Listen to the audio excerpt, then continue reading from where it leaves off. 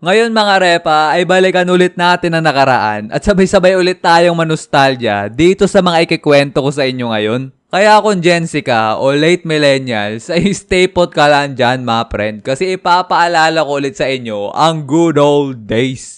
Pero bago ko to simulan ay gusto ko muna ibalita sa inyo na meron na tayong TikTok page mga repa. At ito ang username natin dyan, Ryokun Official. Pag hindi ganito nakasulat o kaya naman may tuldok o may guhit, poser yan mga friend. Kaya follow nyo na ating TikTok page mga repa. Magko-Q&A ako dyan, magpo-post ng mga random vids tsaka mga animation memes. So yun lang, balik sa kwento.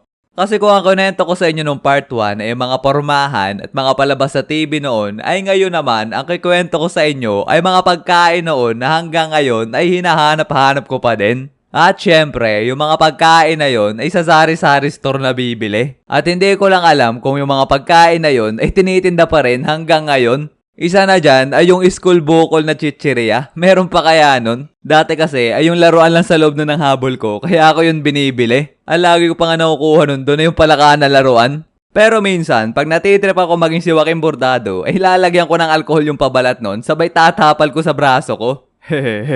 Ay talaga namang instant tato mga repa. Halos lahat pa nga ng pabalat ng chichirya dati ay pwede maging tato basta meron kang alcohol. Yung swerte na chichirya, meron pa kaya nun? Ay talaga naman nung nagkaroon ng ganun dati sa tindahan sa amin, ay hindi kami makapaniwala ng mga tropa ko na sa halagang 2 piso ay makakakain ka na naman pinagalo-halong nova, piatos at nachos. Uy boy, tikman nyo tong chichirya na to, may nova tsaka piatos. Oo nga no, magkano mo nabili yan? 2 piso lang, dun kay Alan Berna. Nanda to? Kaya simula nun, ay yun ang pinaka-paborito namin bilhin chichirya dati. Ang dami pa nga nagsasabi sa amin dati na pinapaa at pinapala lang daw yung paggagawa ng swerte kaya sobrang mura nun. Pero alos kami pa kaysa sinasabi nila at minumukbang pa namin to sa harap nila. Meron pa nga isa pang version yung swerte tapos puro tinapay naman ang laman. Yun ang may pinagalo-halong bingo, skyflakes, tsaka fruities. Yan 2 swerte na yan ang mahilig kong bilhin dati sa tindahan. At mapapasabi ka na lang talaga ng swerte pag ang nakuha mong chichirya ay yung madaming powder cheese. Sabay sa tinapay naman ay yung may malaking piraso ng fruities. Ay yung Ice Gem Biscuit mga repa. Naaalala nyo pa ba? Paborito ko tong kainin dati. Lalong-lalo na yung icing. Kaso minsanan lang ako makabili neto kasi namamahalan ako. Nung elementary nga ako, pag nakita ko yan ng pang-recess mo, ay yayamanin na ang tingin ko sa'yo. Kasamahan pa nga niyan yung mga choconuts tsaka Paji bar. Pero sa halagang 10 piso na baon ko nun, marami na akong pamimilian at mabibili na pagkain. Isa na dyan ay yung honey at pulburon combo. Lagi yung magka-partner pag binibili ko dati. Pagkatapos pa nga namin kainin dati yung honey, ay ang ginagawa namin ay kinukuha namin yung foil, sabay ginagawa namin brace. Yeah, hello, what's up? Sige, subukan mo lumaban ng malaman ng lahat. Sige, subukan mo nga lumaban, akin na yung lemon square mo. Wala na, ubus na. Yung papel na lang to. Yung Protos mga repa, isa rin ba yun sa paborito nyo? Naalala ko dati, paborito ko yun. Sabay tinatago ko pa yung mga pabalat nun kasi ginagawa namin yung pira-pirahan nung mga bata pa kami. Yung tig-pipeso kaya na mangga at singkamas na may alamang, may nagtitinda pa kaya sa school nun? Ay talaga naman sobrang sulit ng piso ko pag yun ang binili ko. Kasi dun pa lang ay busog na ako. Tapos meron pa yung tig-pipeso na sagugulaman na palamig na nakalagay sa plastic ng ice candy. Ang sinasabi pa nga namin ng mga tropa ko sa tindera ay pakidamihan na lang ng sago para nakakabusog. Pero ang totoo ay gagamitin namin yung mga sago na yun para magsumpitan kami. Sa totoo lang mga repa ay ang dami ko pa mga paboritong pagkain na binibili ko dati sa tindahan. At paminsan-minsan ay namimiss kong kumain ulit ng mga ito. Kaya ang ginagawa ko ay napunta ako sa mga supermarket at hinahanap ko doon yung mga paborito kong bilhin noon. Ang pinakauna ko pang hahanapin doon ay yung eksakto na chichirya. Tuwan-tuwa nga ako nung pagtikim ko dito kasi wala man lang pinagbago yung lasa para tuloy akong bumalik sa pagkabata. Sabay naalala yung mga panahon na tinitipid ko pa yung isang sachet neto. Ang kasama pa nga niyang eksakto na binibili kong chichirya dati ay yung tatos o tahos. Di ko na din alam eh. Basta tatos ang tawag namin dyan dati. Pero noong mga panahon na namimili ako ng mga childhood snack ko, ay nakakalungkot lang makita yung mga ibang binibili ko dati na sobrang liliit na. Isa na dyan ay yung lumpia. Grabe, sobrang liit na. Parang isang stick lang yan ng lumpia dati tapos hinati lang sa 3. Tapos yung protes, di ko na makilala nung binuksan ko. Dati kasi, kung ano itsura ng protes sa pabalat neto, ganun din yung itsura neto sa loob. Pero ngayon ay hindi na. Kaya noong mga panahon na yon ay napansin ko na halos lahat ng mga childhood snack ko ay ang liliit na. Yung iba pa nga nawala na. Doon naman tayo sa mga laro sa computer noon. Unahin ko na dyan ay yung Y8. Hindi kompleto childhood natin pag hindi tayo nakapaglaro dati doon. Paborito pa nga namin laruin dati ng mga tropa ko doon ay yung bartending. Ang ginagawa kasi namin doon ay nagpapataasan kami ng points sa pagtitimpla ng alak tapos ipapainom namin doon sa bartender. Tawan-tawa nga kami doon kasi pagkatapos niya inumin yung ginawa naming alak ay kung ano-ano pinagagagawa niya. Pero pag ako lang mag-isa ang naglalaro doon sa Y8, ang pinaka-paborito ko laruin doon ay yung Age of War. Yung laro kasi na yun ay isang warfare strategy game at mag-uumpisa kayo bilang mga caveman. Sabay magpapaunahan kayo ng kalaban mo na mag-upgrade ng mga sandata hanggang umabot na kayong dalawa sa mga futuristic na weapons. Ay talaga namang ilang oras ako nakababa dati sa laro na yun matapos ko lang.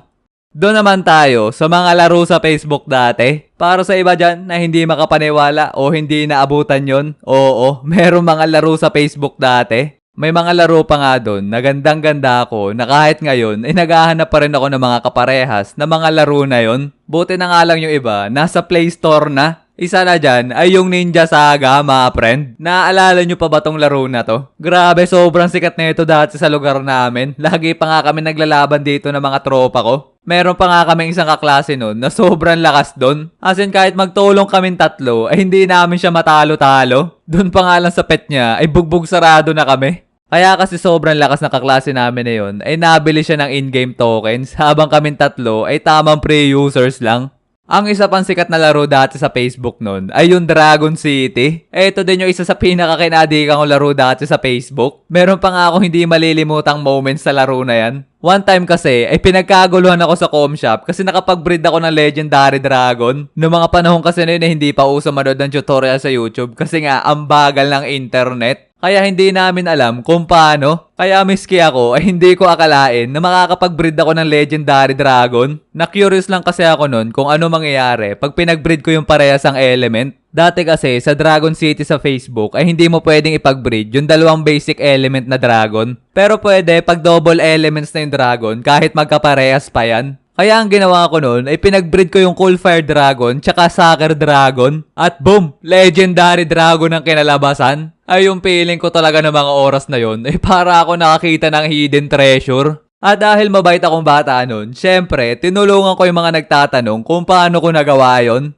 Yang Ninja Saga at Dragon City na yan ay kasama sa mga paborito kong laro na ngayon ay nasa Play Store na. Pero meron ako isang paboritong laro sa Facebook dati na kahit anong gawin kong hanap ngayon ay hindi ko na makita-kita. At yun ay ang Amoeba Pico. Nilaro nyo na din ba to dati sa Facebook? Naalala ko sobrang dami kong barkada dito kahit hindi ko naman sila kilala sa tunay na buhay.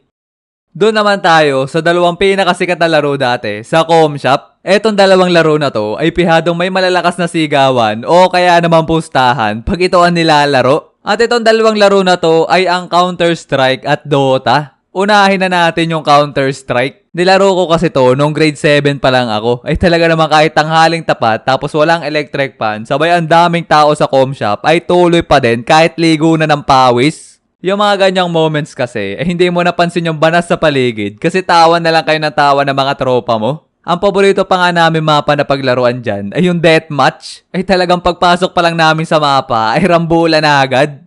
Sunod naman na laro na kinaadikan ko dati ay yung Dota 1. Eto talagang laro na to ang pinakang dahilan kung bakit lagi nauubos ang baon ko at bakit ako natuto mag-cutting. Pag kami-kami lang kasi na mga tropa ko naglalaro ay may simpleng tawanan na may konting asaran lang ang ginagawa namin. Pero pag iba ng kalaban namin, hindi na ako masali kasi doon na magkakaroon ng matindihan trash talkan. Ang gusto ko lang kasing laro ay yung chill game lang ba. Naalala ko nga ilang beses kami muntik mapaaway dahil sa galimang asar ng isa kong tropa. Partida normal game lang yun hindi pa yun pustahan.